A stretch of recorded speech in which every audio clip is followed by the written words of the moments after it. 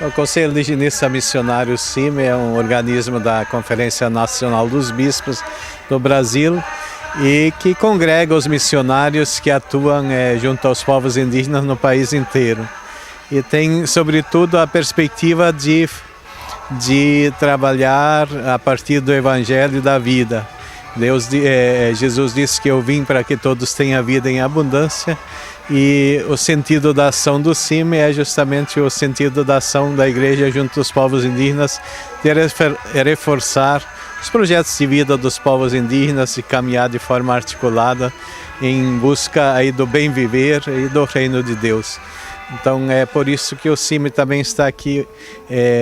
acompanhando esse festival, porque acho que é um festival que envolve sobretudo a juventude, que fortalece também o projeto próprio de vida do povo ticuna, dos outros povos aqui do Alto Solimões, e nesse sentido acho que foi uma iniciativa assim extraordinária da igreja local de apoiar os povos indígenas da região aqui, com essa finalidade de também fortalecer os seus projetos de vida a partir das suas raízes culturais, e sem dúvida o futuro do povo, dos povos indígenas também depende da juventude. Então acho que esse festival foi uma ideia extraordinária e acho que é um caminho que